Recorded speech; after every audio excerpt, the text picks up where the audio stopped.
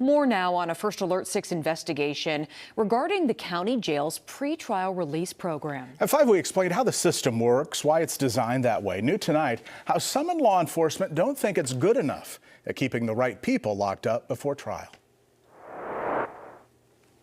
Douglas County Sheriff and Omaha Police Officers Association recently took aim at the Douglas County Corrections pretrial release program.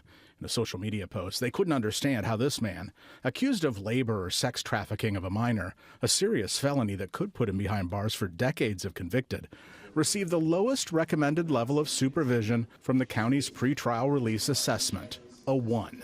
4 is the highest. My blood pressure goes up, my anxiety. Julie Schrader works with sex trafficking survivors with the organization Innocence Freed. She's frustrated by a system that, in her view, often gives defendants more leeway than victims ever receive. The effects of what that minor goes through. The judge allowed bond and no ankle monitor. The suspect paid $7,500 to get out of jail before trial. If the DCSO deputies wanted to double verify that Shah Rahami was complying with the terms of his pretrial release, we would have no way of doing that because we can't even read what address this is. When the suspect wrote his address on the bond form promising he'll stay out of trouble and come back to court, it looks like scribbles.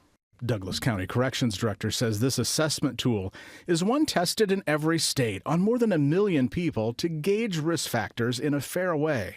So the vast majority of people who come to jail for those serious offenses, those violent crimes, crimes of a sexual nature, those are not typically the people that are getting, that are paying those bonds and getting out on pretrial release. Last year, the jail booked more than 16,000 people.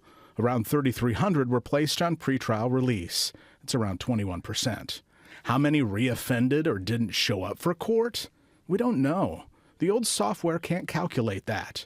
New software, recently installed, will be able to easily show that eventually. I think it's fair to say that although a mathematical majority of individuals on pretrial release do not get arrested for reoffending, there is a concerning number that do. And the offenses they commit were staggering. The sheriff's team has compiled a list of what they call questionable releases. At the top is Wassay. In the summer of 2023, he was arrested for a violent crime, robbery. He received a pretrial assessment of 1, so least likely to commit another crime. 3 months later, he's arrested for murder. He's currently in the state penitentiary for the next 40 years. I think we need to hit the reset button on pretrial release supervision. Those who support the current system say while this type of example is awful, it's an outlier. Obviously, nothing is ever going to be perfect. There are going to be people who reoffend. Sheriff Hansen says supervision should be left up to law enforcement and probation, those trained for that, and keep corrections in their lane, handling those in custody. The corrections director says there will be cases that slip through the cracks and that there's also a danger to locking up everyone before trial. There's also the, research bears out that if you overly supervise or overly program an individual who has a lower risk level, you actually make their outcomes worse.